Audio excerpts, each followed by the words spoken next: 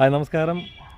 നമ്മുടെ ദുൽഖറിൻ്റെ ഒരു സിനിമ വലിയ രീതിയിലുള്ള ഒരു ഹിറ്റായി മാറാനുള്ള സാധ്യതകൾ കാണുന്നുണ്ട്. അത് മറ്റൊന്നുമല്ല, മലയാളത്തിലല്ല, തെലുങ്കിൽ വരാനിരിക്കുന്ന ആകാശം ലോ ഒക്കെ താര എന്ന് പറഞ്ഞ സിനിമ. എനിക്കതിൻ്റെ അർത്ഥം മനസ്സിലാക്കാൻ സാധിച്ചത് ആകാശം മൊത്തത്തിലുള്ള താരങ്ങൾ എന്നാണെന്നാണ് എൻ്റെ ഒരു തോന്നൽ കേട്ടോ.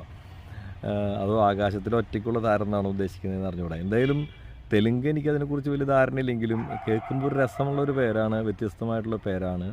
ചിത്രത്തിന് OTTക്ക് വലിയൊരു തുകയ്ക്ക് അത് വിറ്റുപോയി എന്നുള്ള ഒരു വലിയ വാർത്തയാണ് ഏതാനും മണിക്കൂറുകൾക്ക് മുമ്പ് ഞാൻ അറിഞ്ഞത്. ഔദ്യോഗികമായിട്ടുള്ള റിപ്പോർട്ടുകളൊന്നുമല്ല കേട്ടോ, പക്ഷേ അനൗദ്യോഗികമായിട്ടുള്ള ചില റിപ്പോർട്ടുകൾ പ്രകാരം കിട്ടിയ അറിവ് നിങ്ങളുമായി പങ്കുവയ്ക്കുന്നു എന്ന് മാത്രം. ദുൽഖറിന് പഴയ പോലെയല്ല, നല്ല സ്റ്റാർഡം ഉണ്ടെന്നൊക്കെ നമുക്കറിയാം. പാൻ ഇന്ത്യൻ ആക്ടർ എന്ന നിലയിൽ അദ്ദേഹം നല്ല മികച്ച ഒരു വിജയ പരമ്പര തന്നെ കെട്ടിപ്പൊക്കിയിട്ടുള്ള ഒരു നായകനാണ്.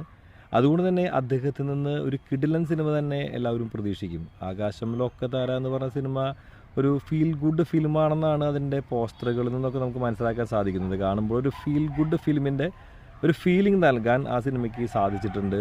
തെലുങ്കിലാകട്ടെ അദ്ദേഹത്തിൻ്റെ ഒരു കരിയർ ഗ്രാഫ് നോക്കുകയാണെങ്കിൽ അത് മുന്നോട്ട് കുതിച്ചുയർന്ന കാഴ്ചയാണ് നമുക്ക് കാണുന്നത്. നമുക്കറിയാം, അദ്ദേഹം ആദ്യം അഭിനയിച്ച മഹാനടി എന്ന ചിത്രത്തിൽ അദ്ദേഹത്തിന് വലിയ താരതമ്യേന ചെറിയ റോളാണ്. പക്ഷേ അദ്ദേഹം ആ റോള് മികച്ചതാക്കി. മാത്രമല്ല, അതിന് പിന്നാലെ വന്ന നമ്മുടെ സീതാരാമം എന്ന ചിത്രവും അതുപോലെ തന്നെ പിന്നീട് വന്ന ലക്കി ഭാസ്കറും ഒക്കെ തന്നെ വൻ വിജയ ചിത്രങ്ങളായിരുന്നു. ഒപ്പം തന്നെ ലക്കി സ്റ്റാറായി അദ്ദേഹം മാറുന്നൊരു കാഴ്ച നമ്മൾ കണ്ടു.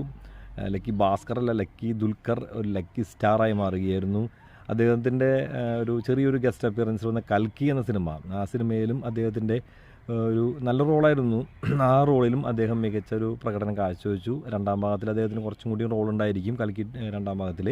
പക്ഷേ ആദ്യ ഭാഗത്തിൻ്റെ വിജയത്തിന് നിർണായകമായൊരു പങ്ക് വഹിക്കാൻ, പ്രത്യേകിച്ച് കേരളത്തിലെ ഒരു വിജയത്തിന് നിർണായകമായ പങ്ക് വഹിക്കാൻ അദ്ദേഹത്തിന് സാധിച്ചു. അദ്ദേഹം ഇതിൻ്റെ വിതരണവും എടുത്തിരുന്നു.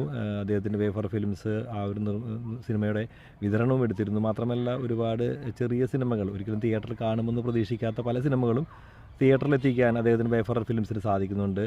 അദ്ദേഹം തൻ്റെ പിതാവിൻ്റെ പാതയിൽ തന്നെയാണ്. തൻ്റെ സിനിമകൾ മാത്രമല്ല, മറ്റുള്ള നടന്മാരുടെ ഒരു പക്ഷേ വലിയ സിനിമ ആകാതെ ചെറിയ സിനിമ എന്നുള്ള ഗണത്തിൽപ്പെട്ട് തള്ളിപ്പോകുമായിരുന്ന പല സിനിമകൾ അദ്ദേഹം തിയേറ്ററുകളിലേക്ക് എത്തിച്ച് അത് വിജയം നേടുന്ന കാഴ്ച കൂടി നമ്മൾ കണ്ടു. ഇപ്പോഴും അത്തരത്തിലുള്ള സിനിമകൾ വിജയം നേടുന്ന കാഴ്ച അത് സന്തോഷജനകമായൊരു കാര്യമാണ്. ആശാനും അദ്ദേഹത്തിൻ്റെ ആണെന്നാണ് എനിക്ക് തോന്നുന്നു, അറിഞ്ഞുകൂടാ. എന്തായാലും ഈ ഒരു നല്ലൊരു രീതി അദ്ദേഹത്തിന് മുന്നോട്ട് കൊണ്ടുപോവുകയാണെങ്കിൽ ഒരു പക്ഷേ ഇന്ത്യ കണ്ട ഒരു സൂപ്പർ സ്റ്റാറായി, അമിതാഭ് ബച്ചന് ശേഷം എന്ന് വേണമെങ്കിൽ പറയാവുന്ന ഒരു സൂപ്പർ താരമായിട്ട് അദ്ദേഹം മാറാനുള്ള സാധ്യത കാണുന്നുണ്ട്. എന്തായാലും ഞാൻ പറഞ്ഞതുപോലെ കിടന്നോട്ടെ. നിങ്ങൾക്ക്